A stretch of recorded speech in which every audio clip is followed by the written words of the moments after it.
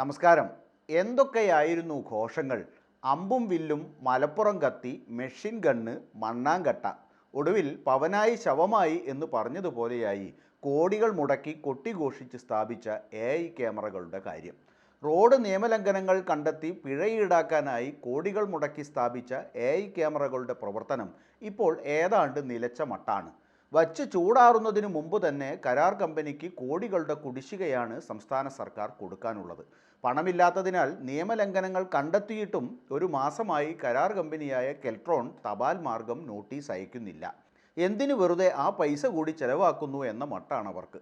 ക്യാമറയുടെ പ്രവർത്തനം നിരീക്ഷിക്കുന്നതും നിയമലംഘനങ്ങളുടെ പിഴ ഏകോപിപ്പിക്കുന്നതുമായ കൺട്രോൾ റൂമുകൾക്കും ഉടൻ പൂട്ട് വീഴും. ലക്ഷങ്ങൾ വൈദ്യുതി കുടിശ്ശികയായതോടെയാണ് കൺട്രോൾ റൂമുകളിൽ ഇരുട്ട് വീണത്. സ്വന്തം നഷ്ടം നികത്താൻ പെടാപ്പാട് പെടുന്ന KSEB കൺട്രോൾ റൂം നടത്തിപ്പുകാർക്ക് കൃത്യമായി ബില്ല് കൊടുത്തിട്ടുണ്ടെങ്കിലും കമ്പനിക്ക് ഇതുവരെ കുടിശ്ശിക അടയ്ക്കാൻ കഴിഞ്ഞിട്ടില്ല. കരാർ പ്രകാരം വൈദ്യുതി കുടിശ്ശികയുൾപ്പെടെ നൽകേണ്ടത് കമ്പനിയാണ്. എന്നാൽ സർക്കാർ പണം കൊടുക്കാത്തതിനാൽ കമ്പനിക്ക് അതിന് കഴിയുന്നുമില്ല. പണം കിട്ടാത്തതിനാൽ KSEB കൺട്രോൾ റൂമുകളുടെ ഫ്യൂസ് ഊരാനുള്ള വഴി അന്വേഷിക്കുകയാണ് ഇപ്പോൾ. അതും കൂടിയായാൽ കേരളത്തിലെ മുഴുവൻ AI ക്യാമറകളുടെയും പ്രവർത്തനം പൂർണ്ണമായും നിലയ്ക്കും. ക്യാമറ നിയമലംഘനം കണ്ടെത്തിയാൽ വാഹനമുടമയ്ക്ക് ഫോണിൽ ഉടൻ അറിയിപ്പ് ലഭിക്കാറുണ്ട്. എന്നാൽ ഫോൺ നമ്പറും വാഹന നമ്പറുമായി ബന്ധിപ്പിച്ചാലേ ഇത് സാധ്യമാകൂ. അല്ലാത്തവരുടെ ഫോണിൽ അറിയിപ്പ് ലഭിക്കാറില്ല. അത്തരക്കാർ തപാൽ മാർഗം നോട്ടീസ് ലഭിച്ചാലേ നിയമലംഘനത്തെക്കുറിച്ച് അറിയാറുള്ളൂ. എന്നാൽ ഒരു മാസമായി നോട്ടീസ് അയക്കാത്തതിനാൽ പിഴയെക്കുറിച്ച് പോലും പലരും അറിയുന്നില്ല. കുറച്ച് ജില്ലകളിൽ മാത്രമാണ് ഇപ്പോൾ നോട്ടീസ് അയപ്പെങ്കിലും നാമമാത്രമായി നടക്കുന്നത്. ക്യാമറകൾ സ്ഥാപിച്ചതിൻ്റെ പണം ലഭിച്ചില്ലെങ്കിൽ കൺട്രോൾ റൂമുകളുമായി മുന്നോട്ട് പോകാനാകില്ലെന്നാണ് കെൽട്രോണിൻ്റെ നിലപാട്.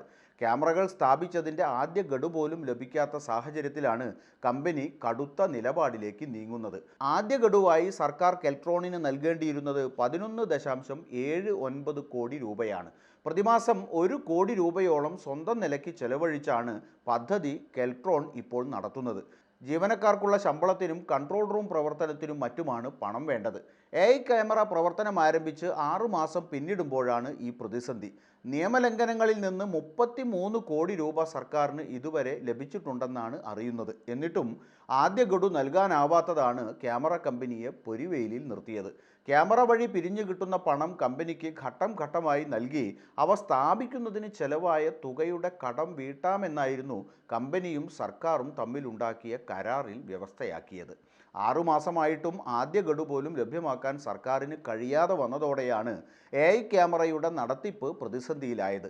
ക്യാമറ വെച്ചാൽ അപകടങ്ങൾ കുറയും, ട്രാഫിക് നിയമലംഘനങ്ങൾ സമർത്ഥമായി ചെറുക്കാൻ കഴിയും, പിഴയിൽ നിന്ന് കിട്ടുന്ന തുക ഖജനാവിന് മുതൽക്കൂട്ടാകും എന്നൊക്കെയുള്ള അവകാശവാദങ്ങളോടൊപ്പം കരാർ സംബന്ധിച്ചുയർന്ന അഴിമതിയും പ്രധാന ചർച്ചാ വിഷയമാക്കിയ AI ക്യാമറകൾ കണ്ണടയ്ക്കുമ്പോൾ ഓട്ടക്കീശയുമായി നിൽക്കുന്ന സർക്കാർ നക്ഷത്രമെണ്ണുകയല്ലാതെ മറ്റെന്തു ചെയ്യും?